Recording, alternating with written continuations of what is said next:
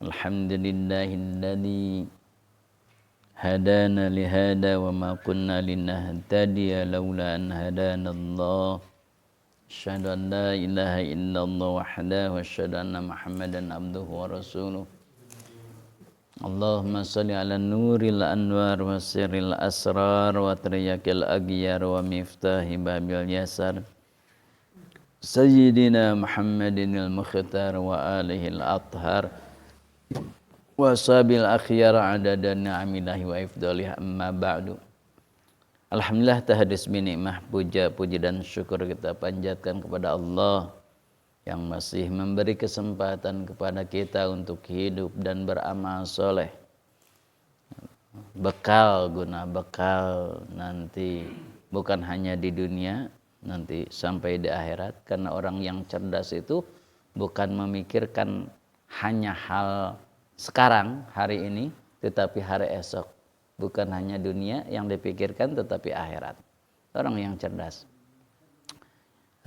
Nah, supaya kita selamat, maka jelas Allah menurunkan kitab untuk pedoman bagi kita, Al-Quran.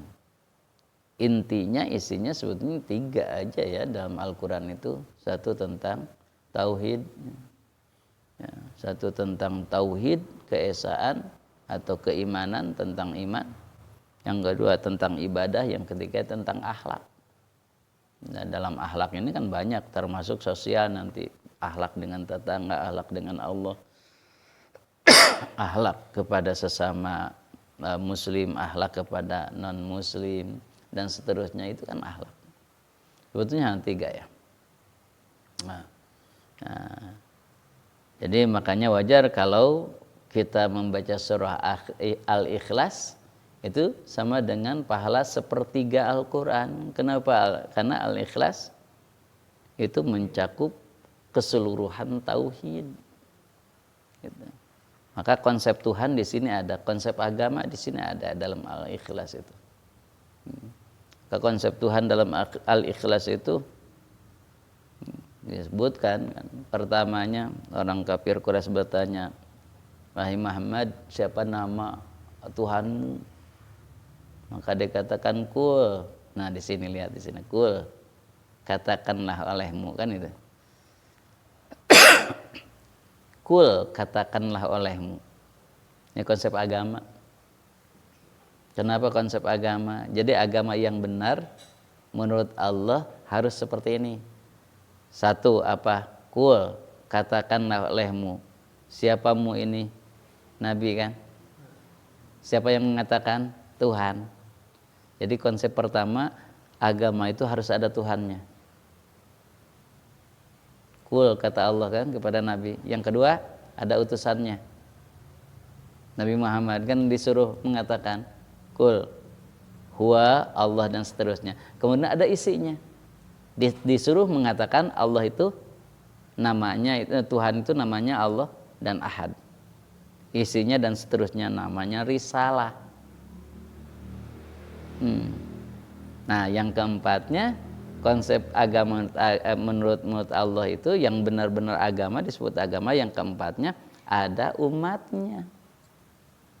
Ya, ada Tuhannya, ada Rasul untuk menyampaikan. Kemudian ada risalahnya yang disampaikannya itu, yang berusaha kul huwallahu ahad Allahu samad, dan seterusnya. Nah, yang keempat ada umat yang sasaran tujuan disampaikannya risalah tersebut. Jadi kalau tidak ada 4 itu, belum disebut agama gitu. Agama itu konsepnya seperti itu. Nah, kemudian konsep Tuhannya seperti apa? Tadi disebutkan. Kul, katakanlah olehmu, nama Tuhannya itu yang benar itu Allah namanya. Jadi kalau Tuhan namanya bukan Allah, itu bukan Tuhan. Gitu. Oh, ada tetangga kita juga nama Tuhannya Allah. Allah. Oke. Oh, berarti benar agamanya. Lanjut, yang kedua, Ahad. Konsep Tuhan yang kedua adalah Ahad. Artinya Esa. Kalau tetangga kita Ahad gak? Enggak. Ada anaknya, ada ibunya, ada bapaknya. Berarti udah gugur tuh agama yang benar tuh. Konsep Tuhannya sudah gugur tak? Oke, misalkan kan kami juga esa, karena 3 in 1, trinitas gitu. Tiga dalam satu. Jadi ini ieu teh ieu keneh, ieu teh ieu keneh jadi satu gitu. Bersatu. Oke, makanya konsep selanjutnya kan as-samad. Itu yang diperlukan, yang dibutuhkan, tempat bergantung. Tidak memerlukan yang lain, tetapi diperlukan yang lain. Sekarang oke lah, contoh Nabi Isa memerlukan yang lain kan Nabi Isa? Ya jelas lah. Dia ketika mau dibunuh kan tolong aku, tolong siapa yang menolong aku? Maka datanglah Ansar. Nasara 12 orang murid Nabi Isa yang akan menolongnya. Nabi kita perlu pertolongan enggak? Iyalah, mau jihad mau perang kan perlu. Nabi kita maka bukan Tuhan. Tuhan mah as-samad, tidak memerlukan yang lain tapi diperlukan oleh yang lain. Gitu. As-samad. Kalau asbabun nuzulnya kan ditanya. Ya, ulang lagi asbabun nuzulnya. Ya Muhammad, siapa nama Tuhanmu? Allah. Tuhanmu ada berapa? Tuhan kami itu ada banyak. Ada Lata, Manat, Uja dan seterusnya, dari yang paling kecil sampai yang paling besar. Katanya ada 360 Tuhan tuh. Dewa tuh. Kalau kamu berapa? Kul huwallahu ahad esa. Maka mereka dialog, bukan dialog ya, debat lah gitu, mujadalah. Nggak mungkin lah, Tuhannya satu. Manusia banyak, seorangnya saja kebutuhannya banyak, apalagi banyak orangnya. Nggak mungkin Tuhannya satu cukup untuk memenuhi kebutuhan kami. Nggak mungkin lah, katanya gitu. Maka dijawab Allahus samad. Allah tempat bergantung, Allah yang dibutuhkan, Allah yang mencukupkan semuanya. Kalau Tuhan kamu, nah selanjutnya dialognya gitu ya. Nah ini metode dialog ya dalam Al-Quran. Jadi ketika dakwah itu ada metode dialog gitu, nggak apa-apa.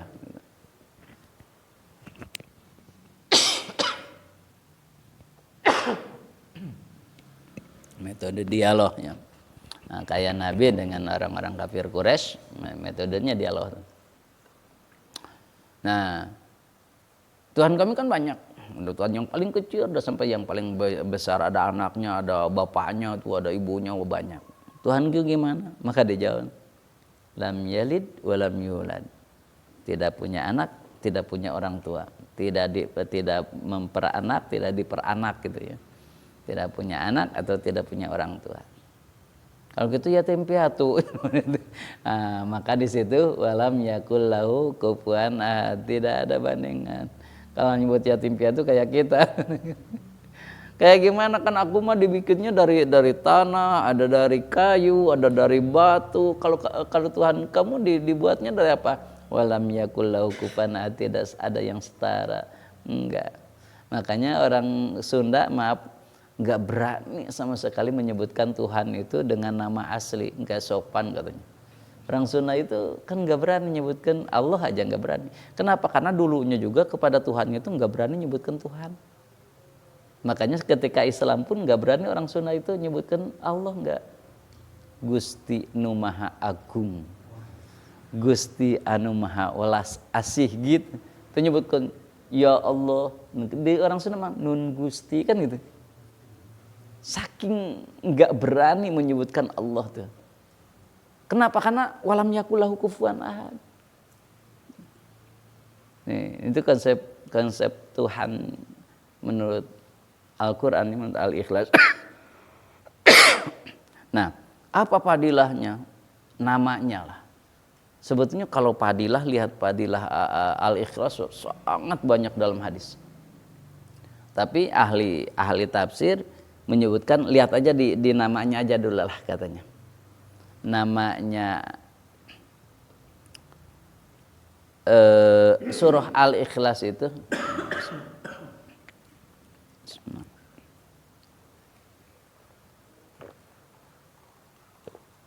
Namanya minimal cuma ada 20. Al-Ikhlas itu namanya itu minimal ada 20, itu menyangkut kepada padilahnya. Padilah surah Al-Ikhlas. Itu. Yang pertama yang kita kenal ya Al-Ikhlas. Ikhlas itu kan memurnikan keesaan Allah gitu. Kita murni dalam hal apapun, makan murni karena Allah. Bukan karena apa, bukan. Tidur murni karena Allah, salat murni karena Allah, ikhlas namanya. Jadi ikhlas itu teu aya naon? Bisa naon parasit aya tidak ada kepentingan lah, enggak ada gordun akhir, enggak ada udang di balik batu gitu. Melakukan apapun benar-benar murni gitu. Tanpa pamrih gitu nya. Pamrih gitu. Benar-benarnya murni gitu karena Allah. Jadi tidak boleh ada ingin apa dan itu, enggak. Benar-benar mukhlisin gitunya. Ikhlas. Maka disebut Al-Ikhlas. Tapi aneh ya surah Al-Ikhlas mah kan biasanya pada umumnya kalau surah-surah yang lain itu suka ada ayat yang menyebutkan katanya ya. Tapi Al-Ikhlas enggak ada ya. Qul huwallahu ahad Allahus samad lam yalid enggak ada ya Al-Ikhlas. Itu somadnya mungkin as-somad itu kan kata-kata kita hanya menyadarkan, menggantungkan. Enggak kata-katanya biasanya kan kalau Al-Baqarah kan jelas ada gitu, kemudian Ali Imran ada gitu. Kata-kata Yasin gitu jelasnya. Al-Qari'ahnya gitu jelas, curkannya bukan pemaknaannya gitu. Al-Fatihah kan namanya disebut Alhamdu. Al-Fatihah atau Alhamdu namanya. Ya, itu Al-Ikhlas. Ikhlas. Enggak banyak gitulah, yang enggak banyak yang enggak disebutkan. Hampir semua surah nama surahnya disebutkan di dalamnya gitu. Al-Ikhlas salah satu yang tidak ya. Ikhlas. Kenapa? Karena kata ulama ini menunjukkan keikhlasan, tidak mau disebutkan. Orang yang ikhlas itu cirinya enggak mau disebut-sebut. Kalau mau disebutkan ya belum ikhlas gitu. Pas nyumbang itu hamba Allah ya gitu. Nah, hari itu yang tahu nggak kamu yang paling besar itu kan hamba Allah ya, itu teh saya. Jangan disebutkan tapi pas disebut itu tuh yang paling besar teh hamba Allah itu aku. Ya, ikhlas itu nggak mau disebutkan. Namanya amal ikhlas itu udah lupakan. Ikhlasnya satu namanya alias. Yang kedua yang disebut tanzil.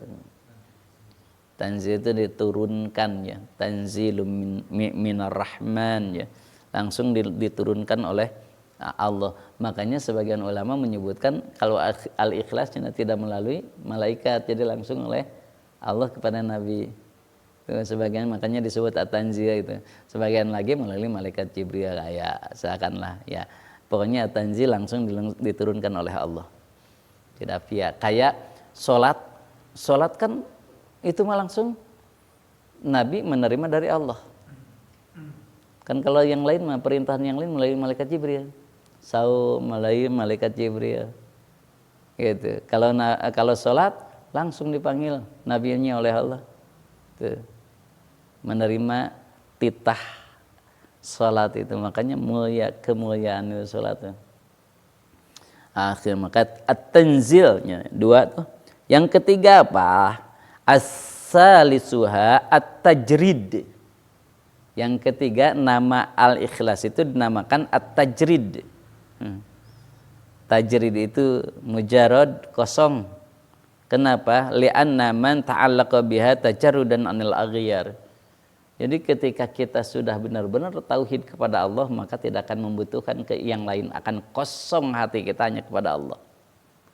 Ketika kita sudah tajrid, mengosongkan diri dari hal-hal yang lain kecuali hanya Allah. Pikirannya, hatinya, perilakunya, tajrid. Hanya satu Allah, kosong yang lain. pikirannya dikosongkan, hanya Allah yang ada gitu. Tajrid. Al-ikhlas juga kan menunjukkan ke sana, tauhid kepada Allah. Tajrid. Belajar tajridnya ulah ayo mah keur salat ge ingat kana segala rupa we gitu. Tajrid kosongkan gitu. Kenapa ketika yoga bisa ya mengosongkan pikiran apa segala rupa gitu, ketika sholat enggak gitu. Kenapa? Karena gini aja. Kenapa ketika kita analisa orang-orang yang berangkat ke Mekah mau umroh atau haji ke Madinah, kenapa walaupun sholatnya imamnya lama gitu, nggak pernah ngedumel ya hati. Kemudian di masjid, ke masjid itu wah sebentar-sebentar ke masjid, lama di masjid nggak ngedumel gitu. Kenapa kira-kira? Karena ada niat Pak Haji. Yang paling utama niat. Niat ke sana itu mau ibadah. Ya kalau ada niat mah kita juga ke sini, kalau ada niat imamnya lama tuh tenang we. Da niat rek ibadah. Ikhlas. Gitu. Kalau nggak ada niat mah ya ini mah hanya sekedar rutinitas aja. Tidak sesuai dengan nafsu, wah udah. Imam tim lah awas sekali ini mau diundang deh gitu. Kapok gitunya. Bahkan ti awal keneh tong lila teuing. Oh gitu. Oh iya. Kenapa? Karena kayak kita niatnya kan enggak niat untuk itu semuanya. Kalau kita kan niat ya jemaah. Coba kan emang niat kan itu niat mau ibadah. Ya gitu. Ya. Kalau orang sananya mungkin, tapi kalau sudah terbiasa mah enggak gitu. Tajrid ya, kosongkan hati kita hanya Allah. Niat apapun itu. Maka orang-orang yang hebat itu seperti itu tajrid. Orang-orang yang sudah tajrid itu bakal karakteristiknya bakal seperti Islam. Islam itu mengharapkan apa? Konsisten. Islam itu konsisten. Kalau A, ya A. Kata Islam kamu harus sodako, sodako. Artinya apa? Dia suka sodako ke kita beri sodako. Dia pelit ke kita mah sodako, konsisten. Nggak gini, Allah saya tahu gedara mereka, orang ngestung diberi saya taman tuh gitu. Konsisten, udah ngasih gitu. Kalau kita mau senyum kepada siapapun senyum, baik itu kepada orang kawan kita atau lawan kita, Nabi lihat senyum aja, konsisten Islam itu. Ya, tajrid, kosongkan pribadi-pribadi benar-benar karena Allah aja. Waalaikumsalam warahmatullahi wabarakatuh.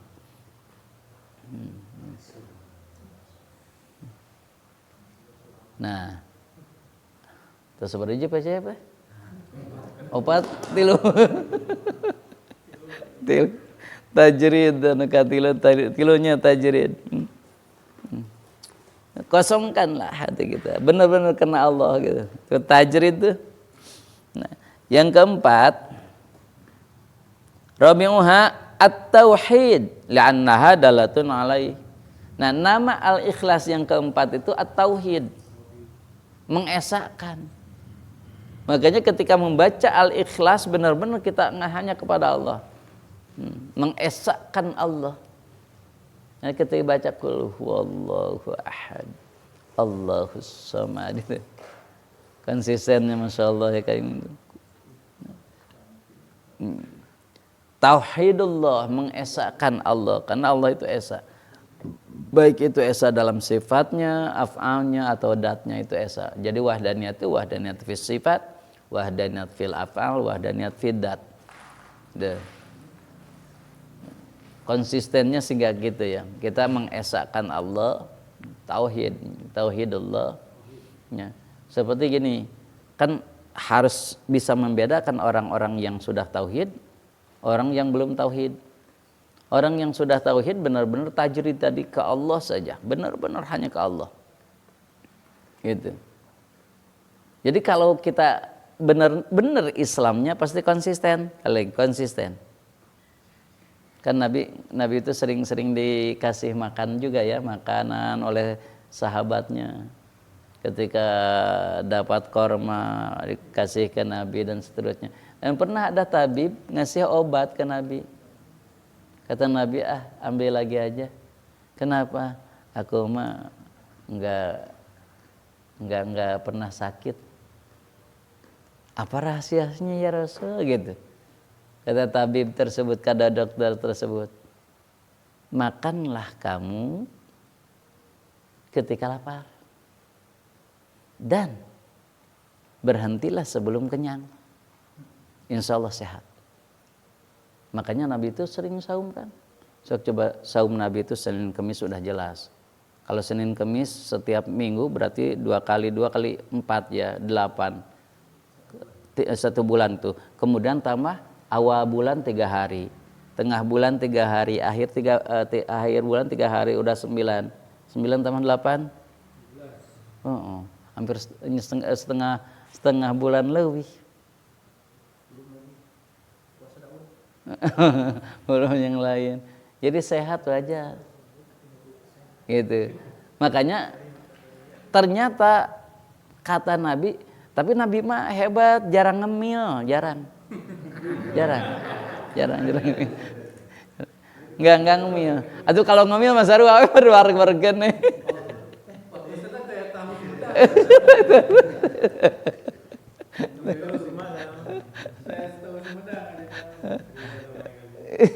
Nabi itu makan udah lapar apa gitu. Jadi orang-orang yang hebat itu katanya kan bisa menahan hawa nafsu.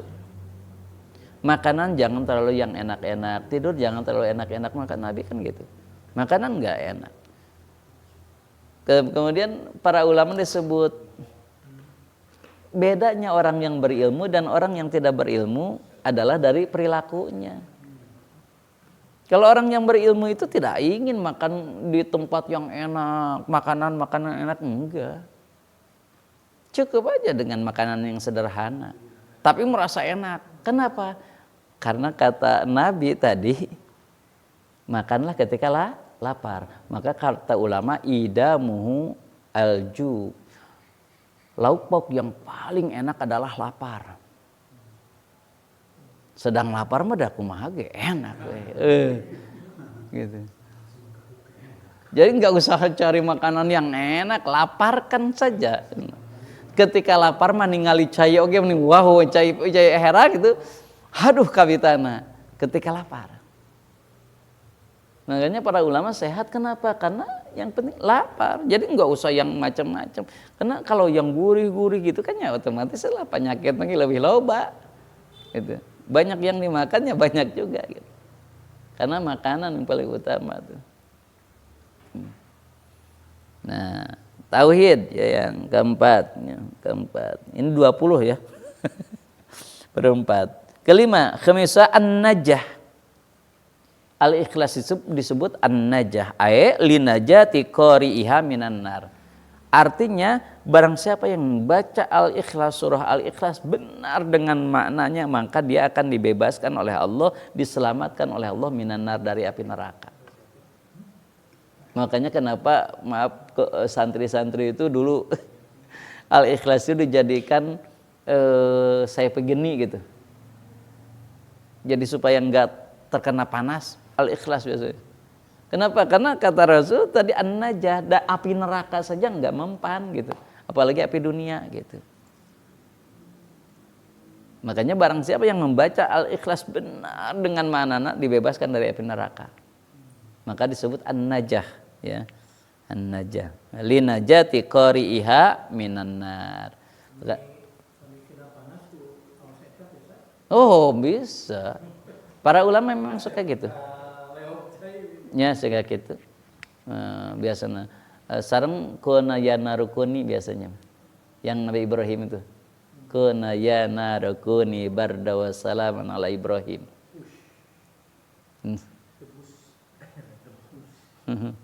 Gitu.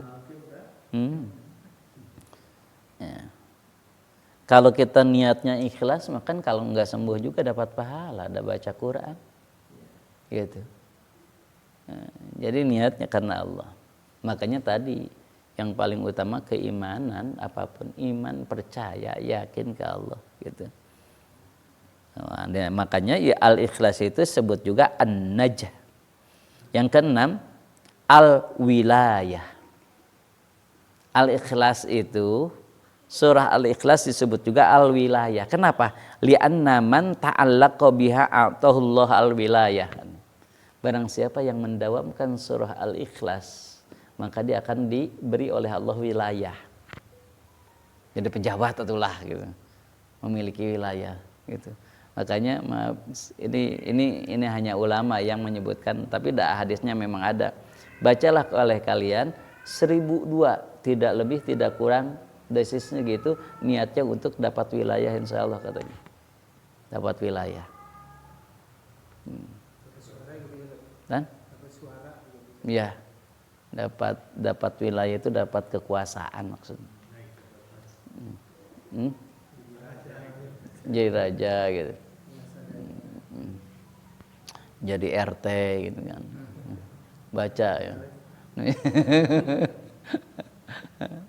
Gitu. Tapi biasanya oleh ulama biasanya suka ada doa-doa yang lainnya. Misalkan surah Al-Ikhlas tambah wa ya rabbi bil ikhlas ikhlis qulubana minasyirki wal isyani haqqa takhlasat. Kemudian ada doa lagi gitu. Biasanya ada doa-doa lainnya gitu. Tapi yang penting Al-Ikhlasna aja gitu. Wilayah didawamkan gitu ya oleh kita. Maka al-wilayah sabi'uha an-nisbah. Yang ketujuhnya disebut nisbah. Dinisbahkan kepada Allah. Contoh gini. Dinisbat itu disandarkan, diidopatkan. Misalkan Rasulullah, utusan Allah. Keren kalau misalkan ini utusan panglima. Kan keren kalau disandarkan ke panglima. Nah, orang-orang yang suka baca Al-Ikhlas nanti kan disandarkan kepada Allah. Ibadullah, hamba Allah. Semuanya wah itu. Rasulullah gitu, sandarkan ke Allah gitu. Waliullah gitu. Walinya Allah gitu. Ya tadi Abdullah, ibadullah. Abdullah itu mufradnya, ibadullah jamak taksir. Ibadullah, Abdullah itu disandarkan kepada Allah. Jadi artinya dia kan gini. Itu mah dulur orang gitu. Cek ku malaikat mau dibawa teman. Itu mah disandarkan ke kami cek Allah. Jadi malaikat rek masukkeun ka neraka teh geus disandarkan ke Allah. Oh iya mah ada pesanan teh Allah. Gitu. Gagah kita juga kan kalau ada pesanan mah itu. Ya canak saha kan gitu. Nisbatna ka saha kan gagah gitu. Kalau nisbatnya ke jenderal, langsung aja langsung. Gitu. Oh iya mah, iya tim menteri agama, oh iya gitu, langsung gitu. Ini nisbatin ke Allah. Jadi kalau orang yang membaca Al-Ikhlas udah langsung dianggap oleh Allah. Ini mah saudaraku, jika ini mah hambaku udah. Kita nisbahnya. Nah yang ke-8 saminuha al-ma'rifah, ma'rifatnya. Ma'rifat. Jadi Al-Ikhlas itu disebut juga ma'rifat. Kenapa? Karena isinya, kandungannya. Li'anna fahmaha, barang siapa yang memahami benar-benar Al-Ikhlas, arafallahu ta'ala, pasti bakal mengenal Allah. Arafallah, pasti mengenal Allah. Kalau sudah mengenal Allah, sudah Allah bakal mengenal kita. Sedangkan Allah segalanya. Maka Allah akan memberikan segalanya ke kita gitu. Tasi'uha yang ke-9-nya al-jamal lidalalatiha alal jamalillah. Maka barang siapa yang mendawamkan Al-Ikhlas akan auranya akan muncul gitu. Jamal gitu. Kasep gitu, indah gitu. Jamal indah gitu. Katingalina ku batu teh berseri-seri aja. Katingali ku batu teh nyari we gitu. Jamil. Jamal ya. Jamal Mirdad. Jamalnya indah onta ge. Jamal, tapi benten lapadnya benten Jamal. Jamal onta. Jamaluddin.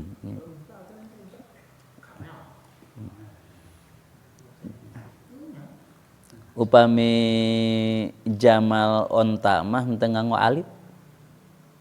Upami Jamal kasep mah nganggo Jamaluddin. Panjang. Ya, Jamal. Kalau itu mah Jamal gitu ya, kalau onta mah. Jamal.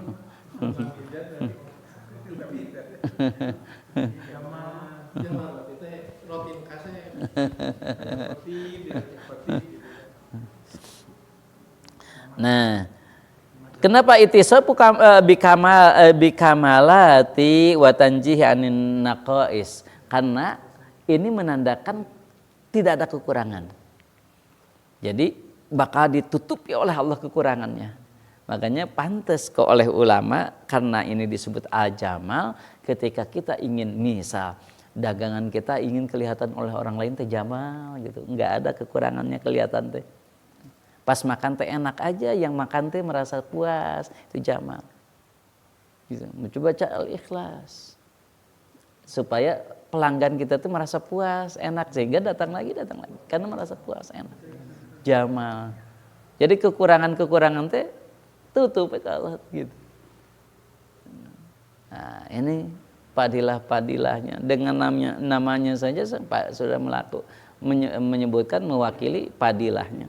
Jamal gitu. Makanya orang-orang yang sering baca Al-Ikhlas itu kelihatannya tuh mudah aja gitu. Berseri aja gitu. Tapi yang memaknai bukan hanya baca, tapi memaknai maknanya gitu. Yang faham tadi ma'rifat ya, ma'rifat. Yang ke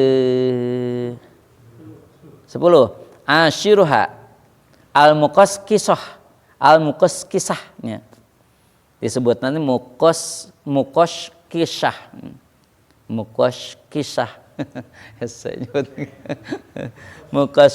muqaskisahnya tapi sinnya sin ageng muqaskisah saneso muqassasah muqassisah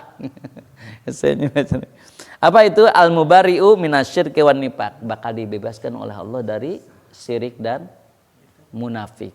Sifat-sifat munafik oleh Allah akan dihilangkan orang-orang tersebut yang suka baca al-ikhlas, memahami al-ikhlas, cinta terhadap al-ikhlas, dan dibebaskan dari penyakit-penyakit yang parah, yang musibah-musibah yang berat, penyakit yang berat dibebaskan. Itu mubarriun, dibebaskan. Itu. Kan as-samad ya, as-samad. Minta apapun silakan. Dibebaskan oleh Allah dari penyakit-penyakit yang parah. Dari musibah yang besar. Muqaskisah.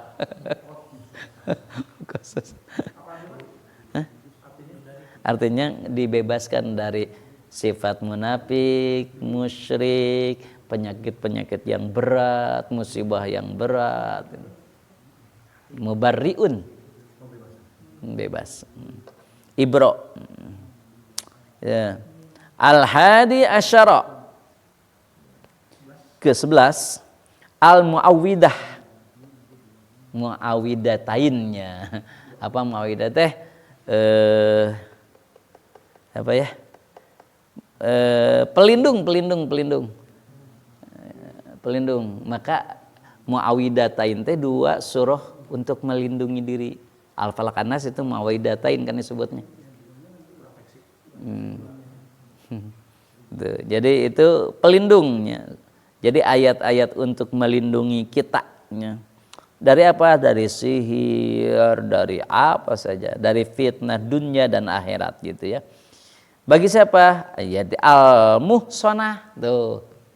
Kalau apa Nabi itu termasuk apa? Maksum, muhsanah gitu. Maksum itu apa? Dijaga. Jadi dijaga dari apa? Dari fitnah dunia dan fitnah akhirat. Fitnah itu apa sih bahasa kita itu bahasa fitnah apa? Cobaan, ujian. Ya. Fitnah itu ujian, bukan fitnah bahasa Sunda ya. Fitnah bahasa Sunda mah dituduh, difitnah, dituduh. Ini kalau fitnah bahasa Arab itu artinya lebih luas. Ujian itu juga dituduh juga ujian. Ya. Musibah apapun, kemarin corona misalkan, COVID itu kan fitnah. Gempa itu fitnah. Dikuasai oleh orang lain itu fitnah. Dijajah oleh orang lain fitnah itu. Ujian. Dan anehnya kita itu Padahal kita itu minta perlindungan hampir setiap sholat ke Allah itu minimal 5 ya yang kita minta lindungi ya. Satu, minta perlindungan dari min adabil qabri, dari siksa kubur. Yang kedua, dari adab neraka. Kemudian yang ketiga, dari fitnah mahya hirup. Tapi kita itu banyak ujian, banyak dan tengah doa orang mah maca hungkul. Allahumma inni a'udzubika min adzabil qabri. Kan sering wa min adzabin nar, ada yang min adzabi jahannam apa silakan. Hanya Imam Syafi'i lebih seneng ke nar. Kenapa? Karena jahanam itu kan salah satu nama neraka. Kalau nar itu lebih umum. Ya 7 neraka itu nar itu umum gitu. Maka suka pakai nar, min adabin nar. Adab itu siksa kan. Wa min fitnatil mahya yang ketiga, dari ujian hidup. Ujian hidup tuh fakir, ujian hidup. Gempa, ujian hidup. Kita dibaca terus tuh minta perlindungan ke Allah, tapi tetap aja dapat ujian karena belum berdoa. Kita baru baca doa. Beda orang yang berdoa dengan orang yang baca doa. Kalau orang yang berdoa itu dengan hati, dengan maknanya, minta gitu. Yang keempatnya, fitnah mamat, meninggal. Fitnah meninggal itu ya meninggal dengan jelek lah gitulah. Atau misalkan sakaratul maut atau suul khatimah, termasuk fitnah maut. Ketika maut itu sakit, sakaratul mautnya itu kan fitnah. Atau jelek misalkan meninggalnya dalam keadaan jelek gitu. Fitnah. Dan fitnah dajjal yang kelimanya. Kan kita minta. Dajjal itu kan ada 2 makna itu, ayat ada dajjal secara real atau secara makna hakiki, yaitu dajjal, bentuk dajjal. Ada 2, yang kedua itu sifatnya. Dajjal itu kan sifat rakus, lebih mementingkan dunia, suka monopoli ke orang lain. Itu dajjal, sifat dajjal gitu. Ya. Dikuasai oleh orang lain, menguasai oleh orang lain, sifat-sifat. Tapi maksudnya menguasainya dengan tidak benar gitu. Sifat dajjal mengalirkan darah ke orang lain teh, menyiksa teh, ngebunuh teh kirim-kirim gitu. Sifat dajjal. Nah, itu kita minta perlindungan dari dajjal. Jadi bukan hanya yang kita bayangkan dajjal itu mata satu, bukan hanya itu maksudnya, tapi sifat-sifatnya juga gitu, sifat dajjal. Seperti syaitan, kan syaitan itu ada yang menyebutkan setan, bungkelkan setan, jenis setan, ada sifat syaitan. Kan minum-minuman, mabuk-mabukan, kan itu rijsun min amalis syaitan gitu ya. Pekerjaan syaitan gitu ya, sifat-sifat syaitan.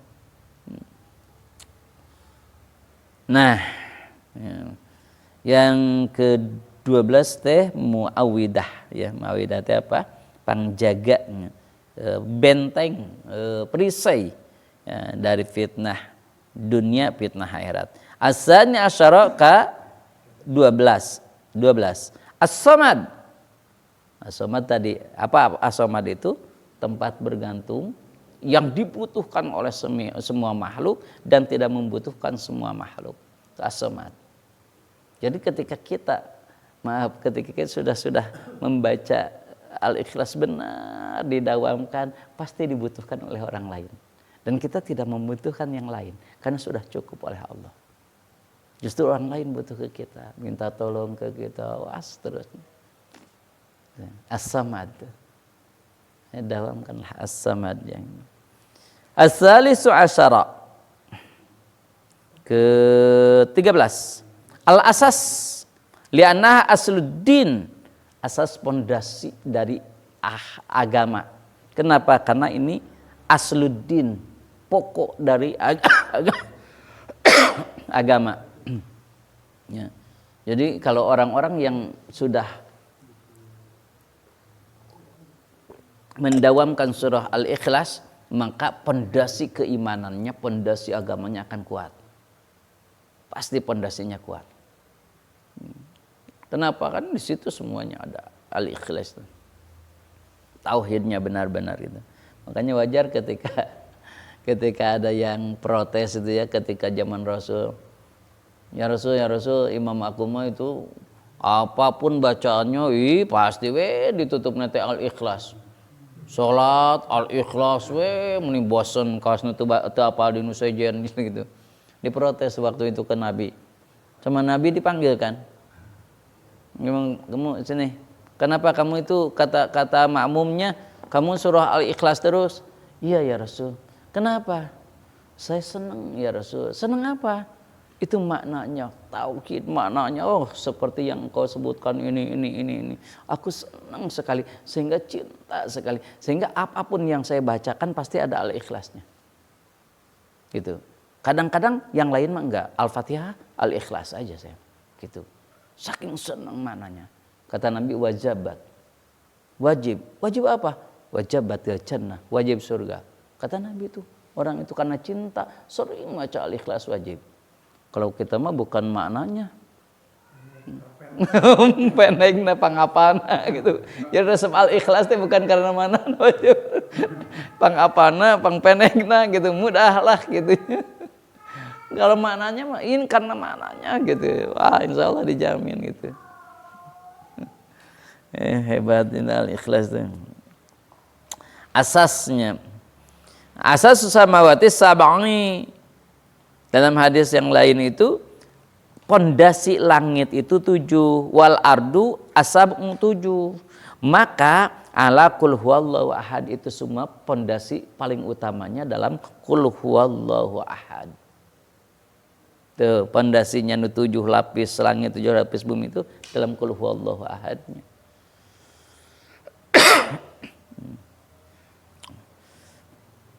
Ke ar-rabi'u asyara, ke-14 al-mani'ah. Disebutnya tuh al-ikhlas disebut al-mani'ah. Apa itu? Li'annaha tam'anu fitnatul qabri wa adzabin nar. Karena kalau membaca al-ikhlas maka fitnah kubur dan fitnah neraka yang tadi minta insyaallah dihindarkan oleh Allah. Karena ini akan tamna'u fitnatul qabri wa adzabin nar. Bakal mencegah fitnah kubur dan fitnah neraka. Gak mau disiksa di kubur, gak mau disiksa di neraka, maka dawamkanlah al-ikhlas gitu. Pendek al-ikhlas mah. Tinggal mendawamkan bari maknaan aja gitu. Yang ke-15, suratul muhtadhar. Disebut surah muhtadhar. Kenapa? Nah, ihtidhar karena ketika kita baca al-ikhlas li'annal malaikat tahduru, semua malaikat ada tugasnya, malaikat yang ditugaskan oleh Allah semuanya mendengarkan al-ikhlas gitu. Listima'iha mendengarkan idza quri'at, ketika dibacakan al-ikhlas maka malaikat turun mendengarkan semuanya. Gitu, malaikat yang mendengarkan ayo orang bacakan al-ikhlas dengan dengerin kacaunya. Maka disebut hadir tuh malaikat. Kalau malaikat hadir mendoakan kita pasti diijabah doanya malaikat itu. Nah, al-ikhlas itu sering didawamkannya, didikirkan, dijadikan dikir. Dikir. Mana 15 teh? Biar telung itu. Oh iya. Suatu mutarlana malaikat tahduru listima'iha idza quri'at. Asadisu asyara ke-16. Al-munaffirah. Al-munaffirah. Li'anna syayatin tanfaru inda qiraatiha. Kenapa disebut al-munaffirah? Karena syaitan ketika dibacakan al-ikhlas kabur. Infirah gitu. Dibacakan ikhlas kabur. Makanya wajar ketika ruqyah dibaca al-ikhlas al-falaq an-nas karena kabur. Kalau dibacakan ikhlas kabur. Oh iya, ada juga ayat kursi. Tapi rata-rata ruqyah, ayat ruqyah itu istriku. Ayat kursi juga iya. Itu hadisnya ketika Abu Bakar itu mah. Abu Bakar kebetulan kan bikin Baitul Mal tuh. Di Baitul Mal teh hilang wae itu beras teh, beras lah menaya nama gitunya atau makanan teh. Gandum teh hilang wae gitu. Kenapa? Ini aneh ini. Pasti lihat teh aya nu ketayap tewak teh iblis. Kamu kenapa? Maling gitu. Sebutkan bla bla bla bla gitu ya. Nah, udah saya laporkan ke Nabi. Enggak, jangan malu. Iblis teh. Deh, enggak apa-apa, enggak akan aku laporkan. Sok nanti kalau kamu enggak melaporkan, aku akan kasih rahasia. Apa rahasianya? Tapi ini ya terserahlah, nanti lihat apakah hadisnya sahih atau daripadanya kisahnya seperti itulah ya gitu. Nanti enggak aku kasih, apa kasihnya? Ini aku yang paling ditakutkan adalah olehku dan teman-temanku, kata syaitan, itu ayat kursi. Laporlah ke Nabi gitu. Nah, ya Rasul gini, apakah ini benar? Walaupun dia tukang dusta kata Nabi, tapi dalam hal ini benar. Dia tukang dusta kan? Tapi dalam hal ini benar, artinya walaupun dia tukang dusta, menyebutkan ya ayat kursi yang paling ditakuti oleh mereka benar gitu, kata Nabi. Ya, silakanlah banyak hadisnya silakan. Nah, ini al-ikhlas itu salah satunya adalah kabur. Setan atau iblis itu. Termasuk kan dalam hadis yang lain ketika dibacakan ketika adzan itu sebetulnya setan itu kabur. Jadi ketika ada adzan itu kabur setan teh. Beres adzan datang deui. Datang deui matak mun hese gitu geus adzan teh kalam we. Pas keur adzan mah urang teh adzan gitu. Oh, semang adzan pas beres adzan lep deui gitu. Setan datang deui.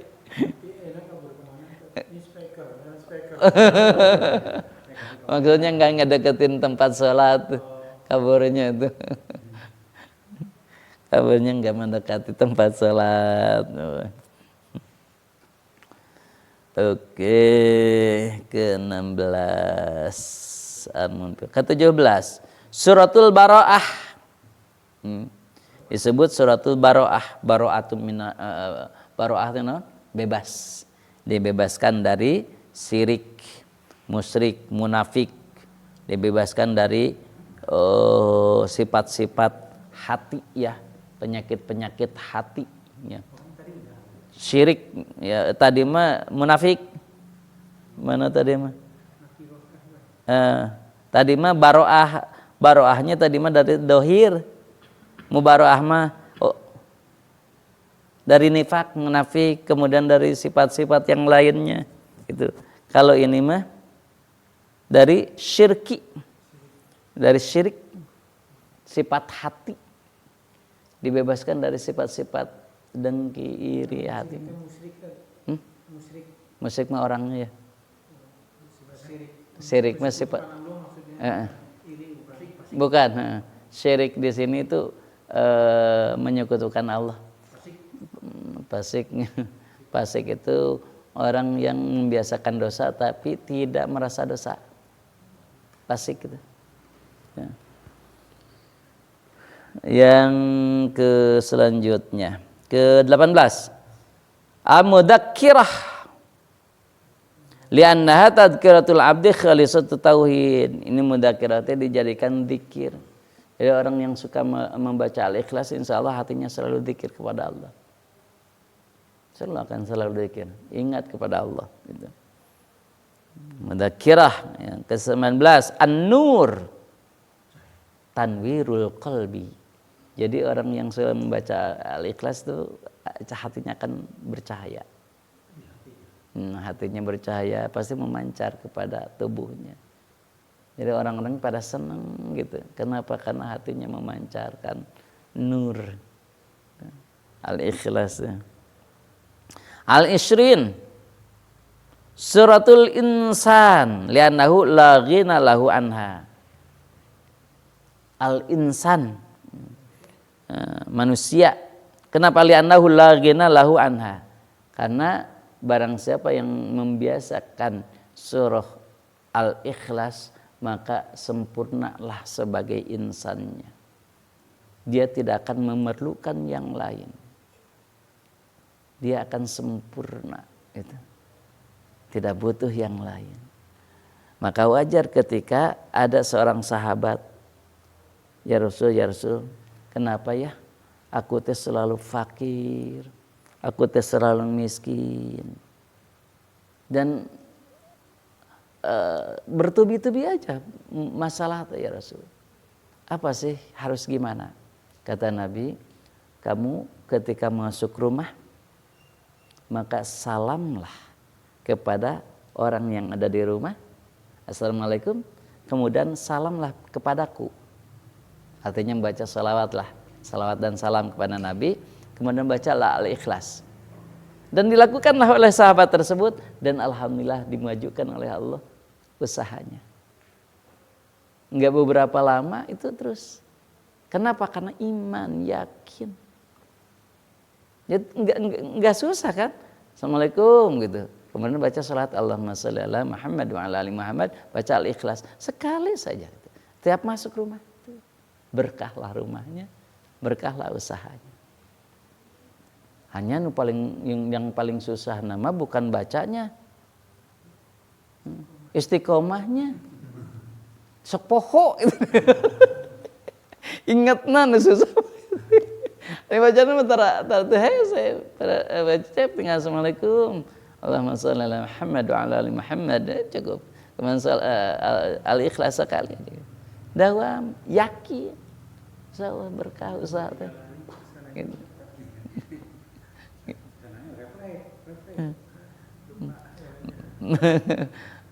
Yang bacaannya nggak susah, tapi istiqomahnya yang susah, ingatnya yang susah gitu, daiknya yang susah gitu, daiknya.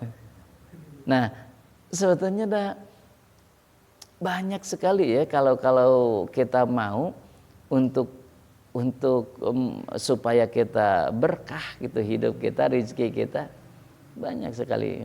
Tapi yang paling utama sebetulnya yakin. Setelah baca ini teh usahanya teh maju gitu. Tapi tetap harus usaha, itu usaha mah ada susah tuh mah. Tetap harus ada ikhtiar gitu ya. Wallahu a'lam bishawab 20 tah. Sok apakeun lah.